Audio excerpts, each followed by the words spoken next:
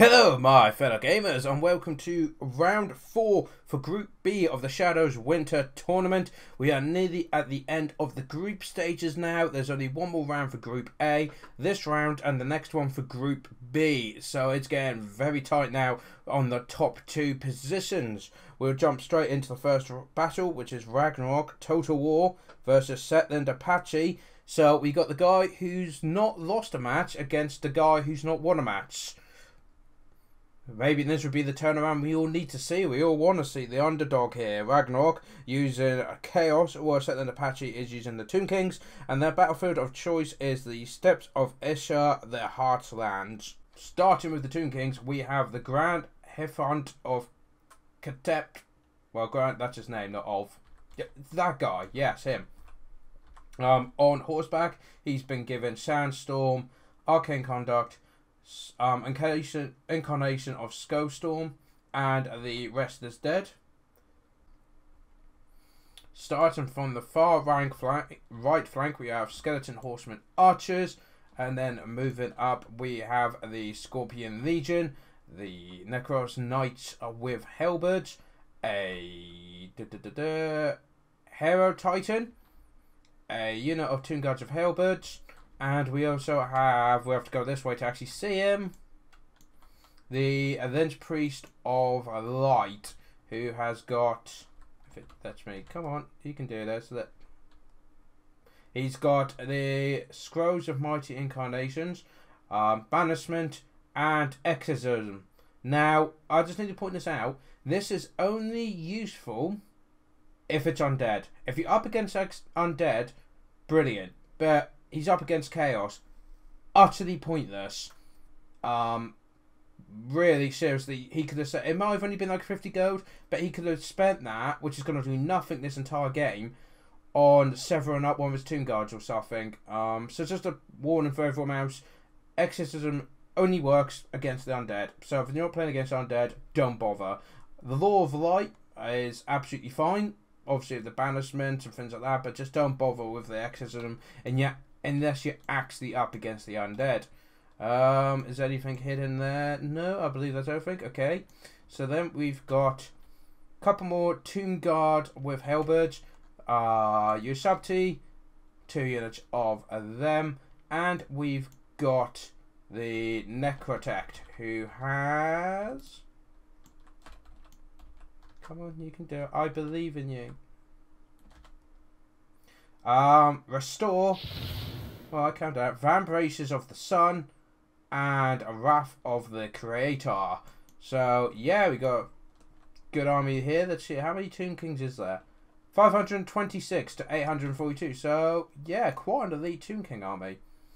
Over here on the forces of Chaos, we've got 1, 2, 3, 4, 5 units of Chaos Marauders, 3 units of, well, 2 units of Chaos Wars, a great weapon, and we have Chosen with great weapons, which is always nice. We also have Kolek the Sun Eater, who's been given, I wish this was easier how they did this, Star Crusher, Stand or Die, Lord of Storm, and Foe Seeker.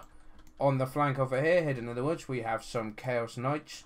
We also have a Chaos Sorcerer of Fire, who has brought with him Fireball and Cascading Fire Cloak. So yeah, pretty good, pretty good. Oh, what's this over here?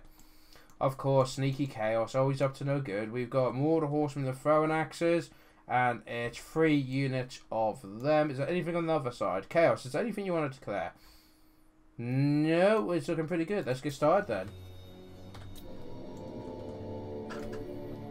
So Tomb Kings immediately moving up with their 2 units of cavalry for that early harassment. As we all know, Chaos does not really have range apart from spells.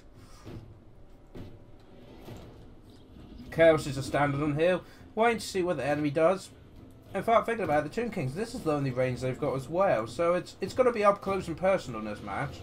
The Mordor Horsemen, I just said they didn't have any range, but you do have guys with throwing axes. And this is not going to end well with the Tomb Kings, just by the sheer numbers that the Marauders are bringing in here.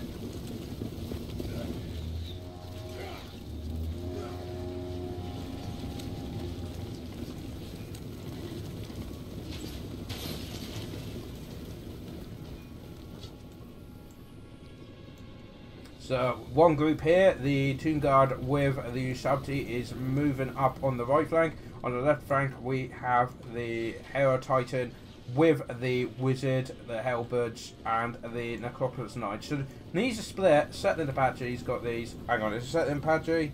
Yeah, Settling Apache of the Tomb Kings is on splitting his into two groups. He's got a harassment group, then he's got two different armies here, and he's got the Lord for the middle. Chaos now comes streaming down the hill around this really weird looking river. I don't know if you guys are seeing that, but it flickers really badly and it's got all square edges. Don't know if that's something to do with my settings or what, but the Sorcerer of Fire is kind of taking quite a bit of damage. You might want to move him back. If he's not doing anything, move him back. This wave's been kind of pinned in place as the Marauder Horsemen can come in, throw a few axes, then run away again because there's not much range to support them. Codex Sun-Eater, just having a little nose, just seeing what's going on.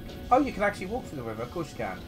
So yeah, they come streaming out now. We do have some Chaos Knights hiding in the back there.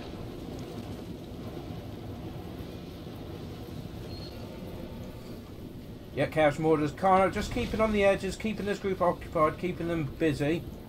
The Knights of the Hellbirds have moved forward, attacked, and then fallen back, did very minimum damage.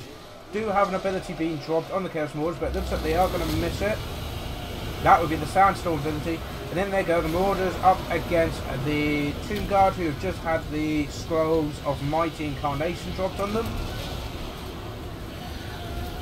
Why are your Chosen running through? Don't. There we go. Oh no, it's moved over here, never mind. But the cannon fodder can. The Marauders should be able to beat that down. They're just numbers. Marauders on this flank have been hit hard by 2 units of Ushabti and 2 units of Tomb Guard. That's just mean. Codex Sun-Eater is getting involved in dealing with the Necropolis Knight, which probably isn't very good. Let Hellbirds tonight. We do have Chaos Warriors, great weapons moving up, but this cavalry can just move away. Is that Sandstorm still going? There we go. And there was a banishment drops as well, but it seems to be just, you know, staying at the back there. Marauders don't have a bit of problems, but the Chaos Warriors should have no such problems. And oh dear, group of Marauders have got behind. They're dealing with the Wizard as well, but the Ushabti has come up the flank and made them break. And this flank looks like it's mostly been broken. Chaos Warriors are great weapons getting caught out and now being charged in the rear by light cavalry. You've seen it here. Chaos Warriors are great weapons being attacked by light cavalry. Kodak is constantly being chased and shot at, apparently. He's not doing too well. He's got 15 kills so far, but he should be really at the front, and these guys need to move up. You only need one group to pin these down, and then the other two can come in and deal with that. The Chaos Knights are now moving forwards, though, pretty much at full strength. The Sorcerer of Fire moving around, getting himself in a good position to fight there.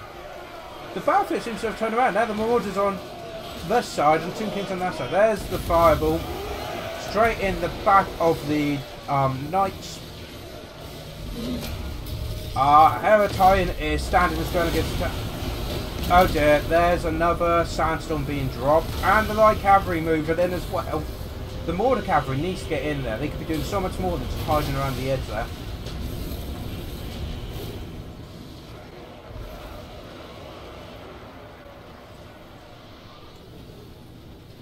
And the Forces of Chaos have won this flank though, and are now coming in, swinging around. But all the Tomb Kings is coming after Kolek and these Knights. Deal with the Lords, the more powerful units, and the others will just run away. Oh dear, there goes another curse going down now on the Knights. That is, that's just harsh. A lot of damage being done there. But because they've turned around, all their backs are turned to this main push of Chaos, which includes pretty much a full strength of Chaos Warriors. The Light Priest of Light could be in a bit of problems where this is more what they should be. Just stood here, not in combat, but just throwing their axes, you know, cheering their men on, giving that bit of support. While they've been busy with the Knights, Codex actually ran around, charged into the flank here, and now Chaos is taking them on a good front. Oh, that was a good hit there by the Hero Titan. Codex taking a lot of damage, but he's still got over 2,000 health left, and he is a tough guy. Tough guy. The Sorcerer's in a bit of trouble though, those who shot to get him. But if the Marauder Horsemen charged in, that's it, charged into the flank, boom. just sheer numbers and that will make them start breaking. Fantastic job. Not sure when these Marauders are going. Maybe they're going to go a long way around. Not quite sure. Kolek, though, is struggling a bit.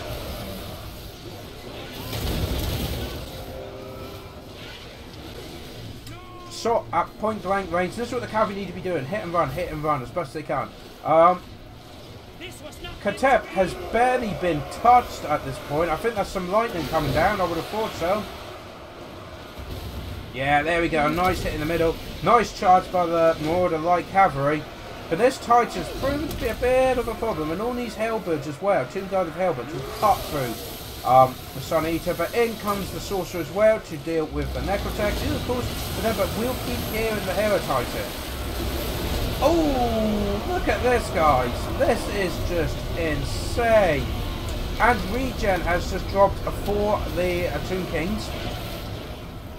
The Knights just causing trouble here. We've got the Marauder Horsemen. The Chaos Knights are broken once again.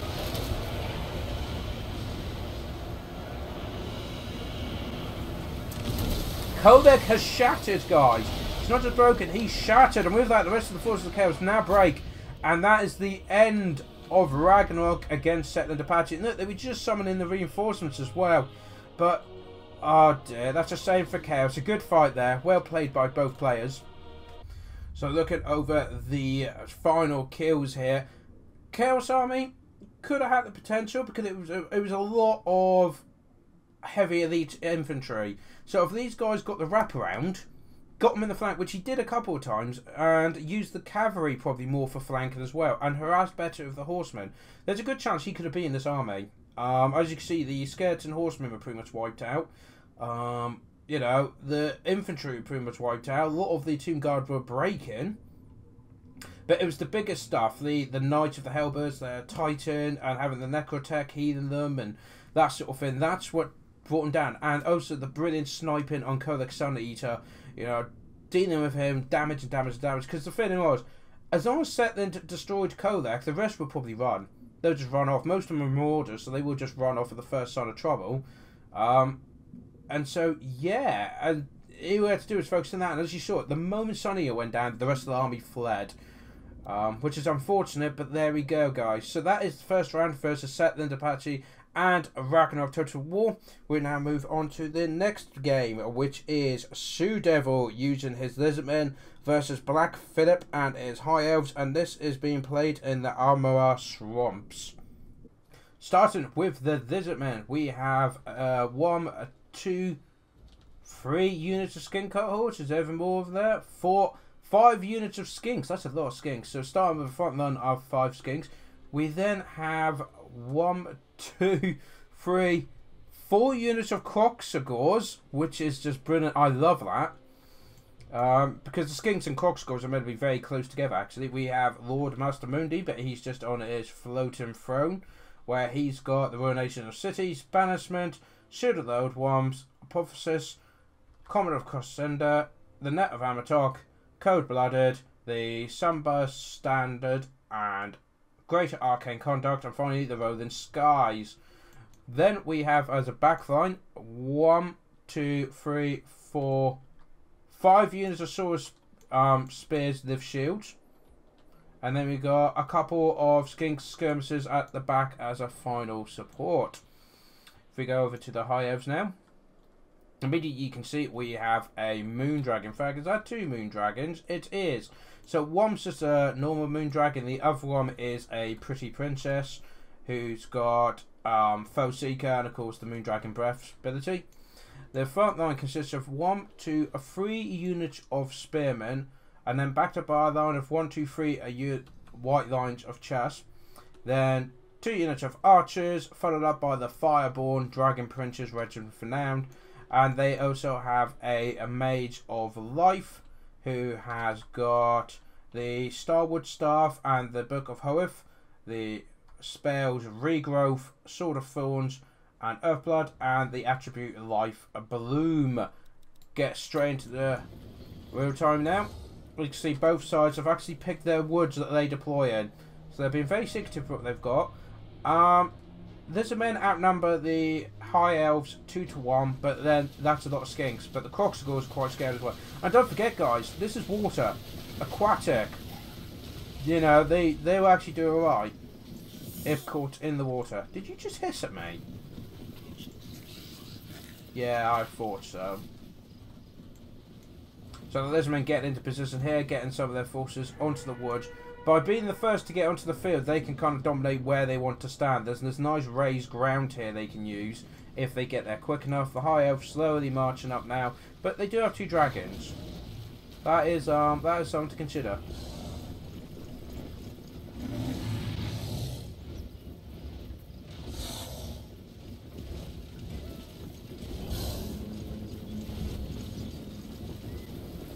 Archers now finally getting into range and then moving again. Getting themselves in the right position. The skinks are just going for it though. That's it. They need to stop and start shooting, otherwise they'll never get the chance to. In comes... And these spearmen have been completely caught out of place. Look at this. The skinks going to get a nice free charge in. Oh no, look at that. And the Crossgulls are focusing on this flank as well. That's not what you want to see at the beginning. In comes the skinks as well. But that is a nice quick victory there for the Lizardmen if they can do a nice bit of damage on them. Oh, the ruination of the city's been focused just on the mage and did mostly damage just to the archers. But the Croxagores are just running it in and charging it into the back lines. Because of course they don't want to fight the spearmen too much. I also got a banishment on the archers as well. They're not having a good time. And it's moving over here as well. Look at them get blown up. Well, yeah. Lizardmen do that. The Fireborn taking on the Crossgulls and winning quite nicely. So now they've been healed, but they have started to rampage. Dragons are getting involved in the front line now. The Princess charging against the Crossgulls in the centre. Spearmen nearly caught out of position. They're coming back, I think, to deal with the Crossgulls that have now routed. We do have the net of armor tox been used on the Dragon Princess, so they can't move. And the Source Warriors of Spears are now charging in. And these are the guys you need to be worried about. They'll do a lot of damage there. What you got over here? Not entirely sure what happened there. But yeah, the Dragonborn now get away, so the Lizardmen can start swarming this flank, and it looks like they are focusing. The Lizardmen are mainly focused on this flank. They did some harassment in the charge. The Swords Warriors on the left flank of the Lizardmen is dealing with this. We've got some skinks coming in the back there. Are they going to go behind the spears? Are they going to go for the archers? Or are they going to do both? Who knows? So in they come now. It looks like they are chasing after the archers. They'll probably turn around shortly. You've got some archers over there as well. But we've got skinks on this side as well. So suddenly the High Elves army is starting to crumble as all these skink warriors are moving in and Source Warriors as well coming in. And this flank looks like it's getting overwhelmed. Spearmen have shattered. The white lines are getting beaten badly. Oh, that's Regiment of Renown. The Fancy Company. Which, if I remember rightly, the only thing they do is they buff characters nearby. That's pretty much all they do. But look, now the Lizardmen have got behind and are swarming into them. The skinks that were charging archers have been caught by the Fireborn, but that's absolutely fine. Because now the Swords of Spears are going to be able to catch them. Not brilliant. Actually, it looks like they've turned around. What's going on down there? Oh, ruination of cities, but not enough. We do have the javelins here. Don't forget there are 2 big moon dragons coming in, and they're both landing in the middle of this combat with Lord Master Mundi trying to take him out. Did a nice bit of damage on there. The Lizardmen, as you can see, have overrun the front line completely with their heavy hitters and are now swarming over the battlefield. Yeah, there isn't, by the looks of it. Even the Moon Dragon has actually taken a lot of damage. He's had Earth Blood upgraded hit on him. But yeah, Lord Master Mundi's got 3 units of Croxagores and Sword Spears with shields, and there's even more skinks coming in now. And other skinks of javelins helping, and you guys taking part? You just watch it. There we go. Look at that. And they've made that dragon broken, and it looks like the princess is going to be soon following. The Fireborn are trying to hold their own, but they're up against Sword Spears, which is never a good thing. Yeah, it's looking like it's... Oh dear, that's What's that coming down on there? Oh, banishment has been dropped on them, killing a lot of them in there. And then the Croxicles are going to just finish them off. Princess trying to rally what forces he can, doing some attacks what he can. But it looks very much like, I mean, this dragon's nearly out at this point. The balance of power slowly going into the Lizardmen's favour. There's not much in regard to ground forces apart from the Fireborn, which are being happily dealt with by the Spears. Also, we've got some archers taking on the skink cohorts. There's some skinks there, so they could flank around, but they've already broken. The mage is broken, so it's the spearman over here. The dragon has rallied, but it's got barely any health, so really the Lizardmen need to get, just like that, get those skinks on there and deal with them.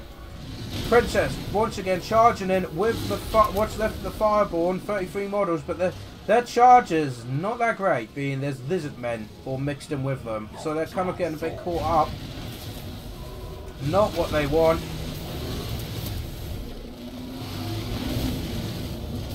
Lord Master Moody's looking quite comfortable, and the Shield of the Old Ones has been dropped as well. Skink hordes being slowly pushed back by the Fireborn. But nice harassment there, get rid of that range support. But the Moondragon has broken once again, and there's now more Saurus coming in to join the mess. And there's more Croxigors and Saurus, and they've all rampaged. So, yeah, I think that kind of says it all, really.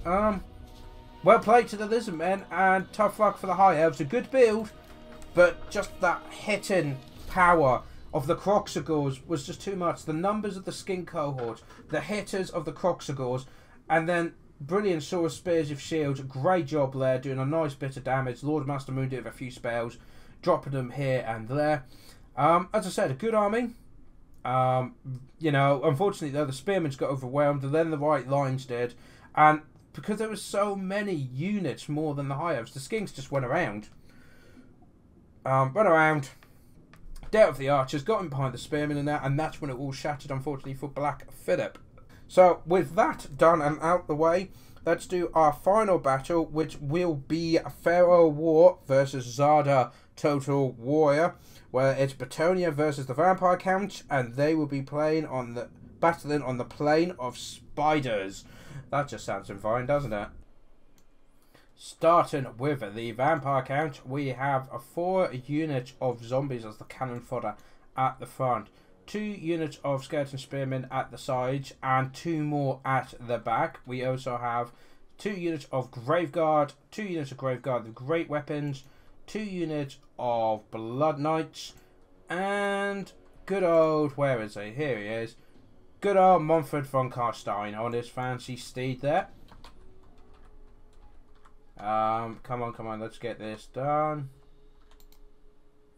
So he's got the Master of the Black Arch, Raised Dead, Incarnation Naheg, the Purple Sun, Sword of Unholy Power, and the Life Legion.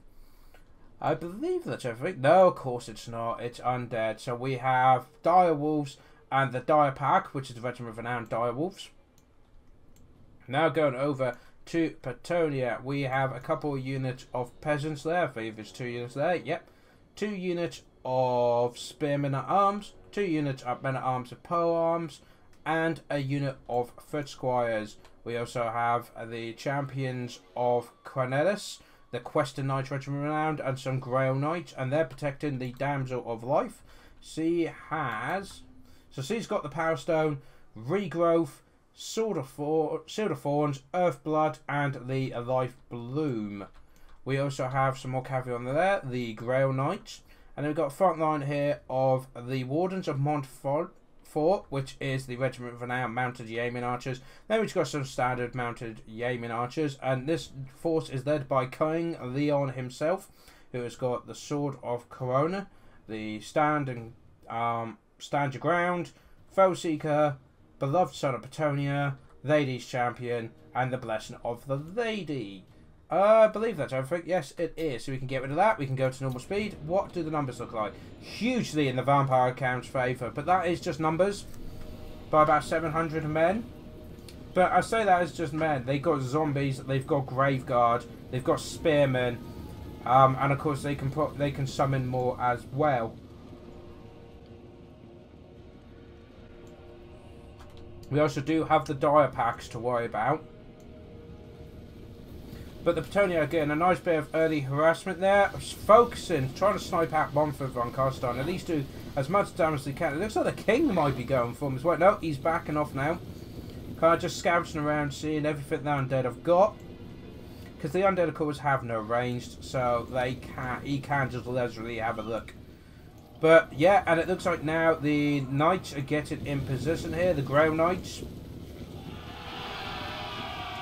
Yep, that's definitely what's going on. We've got a massive charge here, and even the infantry are moving forward now, being very aggressive.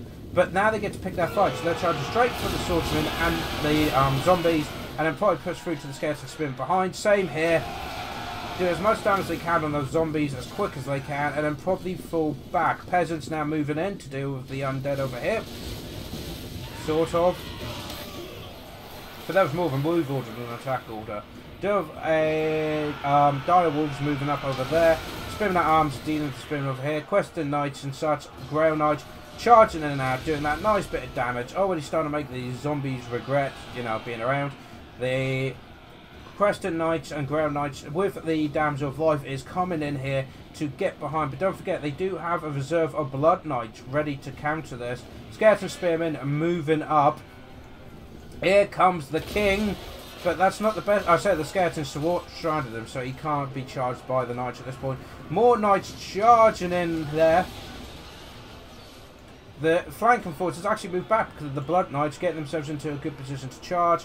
Got the mounted yeomen trying to help out. But skeleton spearmen are moving up to support the centre better. But in comes the wolves guys straight in the back, and also on the mounted yeomen over there. Immediately, understandably, the spearmen break, and the dire wolves will just rip them. And because of that, peasants have gone, and because of that, now these men polearms are going as well. Even though the King's there, they're kind of hesitant about the whole thing. The reserve force of the Grail Knights and Questing Knights is jumping on the dire wolves as quickly as possible. Need to get rid of them as much as they can. But the problem is the left flank is now gone, so it's all in the Vampire Count's favour. And we have the spearmen coming in, live some blood knights on the right flank. Peasant mob trying to hold on, but it's not good. It's not looking good. The spearmen trying to hold on as well, but everything's actually von Carstein's being surrounded by the Grail Knights, Questing Knights, and the King. He's in some serious trouble. He is doing everything he can to keep himself going, but he starts to row, and I think he might fall. This could be the turning point for Petunia. If they can take the Lord out, that was a huge overplay by the Vampire Counts. I think he is going to get taken out eventually. Zombies coming up now to try and desperately save him. Reinforcements, but the problem is, as you can see, the undead have now completely taken the Petunia's back line. So it is all or nothing about taking out Montfort von Carstein out. But I think, yeah, peasants and all that, the front line has just crumbled. Look at all this coming in now. This is not looking good. I think the opportunity to take von Carstein out has gone, as they quickly tighten the noose. Yeah, and now he's getting away. And there's more abilities and more zombies being dropped. The King has to try and get him, but I think the Petunians would be ripped up before that chance is done. Blood Knights pulling back now to get some more charges in. The other group is starting to rout. We got some peasants here. They should be trying to get in there. There's Damsel of Life doing Power Stones so she can get more magic. We got the wolves coming out. More peasants coming out. They're going to charge the Blood Knights. That's really brave of them. Montfort von Carstein is actually completely healed pretty much. That is really not good. So now some Grail Knights and the King trying to take him out, but the Blood Knights counter it, so they now turn around, charge him. The peasants trying to deal with the Blood Knights as well from the rear. Damsels getting involved.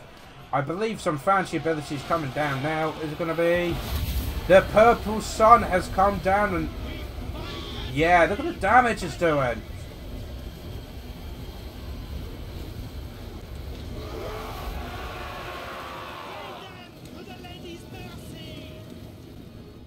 There we go, and the Petunians are trying to get into a good position here to counter-attack. But as you can see, their main ground forces is gone. There's more zombies coming up. So the numbers of the Vampire Count is still going up. And he's practically at full health again. The mounted yeomen trying to help where they can. But it's not looking too good. Balance power is actually slightly in the Petunia's favour though, which is interesting. Because now it's just a massive blob of undead that are just charging up. I think these are all being healed, yeah. Von Carstein's just continually healing when he can. And they've only got a few knights left. The king's... Has the king just fallen? Or am I just going mad? What's that? I'm sorry. No, there he is. Who was that then? Someone fell down there. Mounted Yeoman trying to get some shots in the back there. We've got some foot squires moving in to try and support. The Grail Knights have done a charge.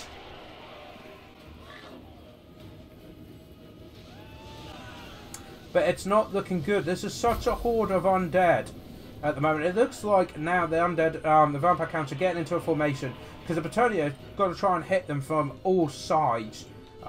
So they've got to get in a position where they can defend from all sides. If we're gonna fast forward with it, purely because we've got the king firing them in. In comes the knights charging against the spearmen. As you can see, they're hitting targets of opportunity. The archer's doing a good job. The king has charged in as well, trying to get rid of Von Carstein. In comes the main charge now. We'll go back to normal speed. Zombies chasing off the mounted J-men. How's it looking over here? Not great. But the front line here has been broken, and so the knights can come in and support the king. But it's all going to come down to this, I think. But there's one problem. Von Carstein's got out of there. And now all the skeleton spearmen are moving in and the grave guard. And their general's fine, but the king is actually in great peril if he doesn't get out quick enough. Over here, and these forces need to get in there, do some harassment, try and help out. But they are being bogged down by zombies, which is a very good play there by the vampire counts. Now it looks like the forces of Petunia are trying to get out of there. They've done what damage they can. Trying to move back. We'll now fast forward it a bit more, because as you can see, there's a lot of cycle charge, and the infantry are trying to get in there, but immediately break. Trying to snipe that character with the Grail Knights are hit and run, hit and run.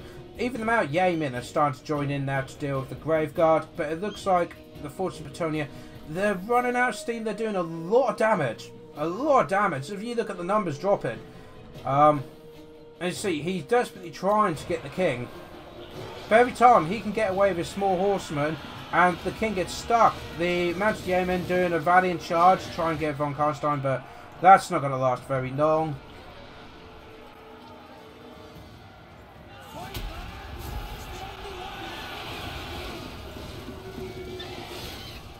That's a bit of cinematic camera work for you.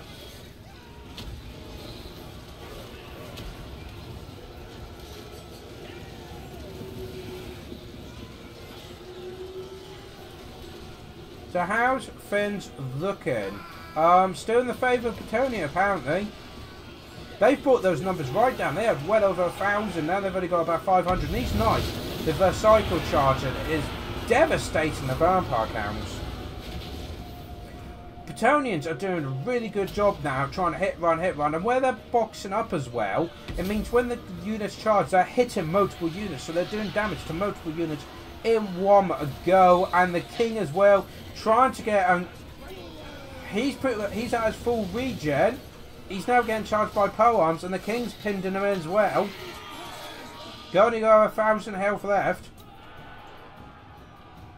Mounted yeomen chasing these zombies about, making sure they're not taking part. Blinking that there's 12 of them and 15 of them and the damsel. They're all charging in and out to deal with the undead. And the undead have just blocked up. I mean, there's not much else they can do, to be honest, against cycle charge. And in comes the king as well. Nice hit there. Oh, that was a very nice hit. Carstein, he's only on 700 health.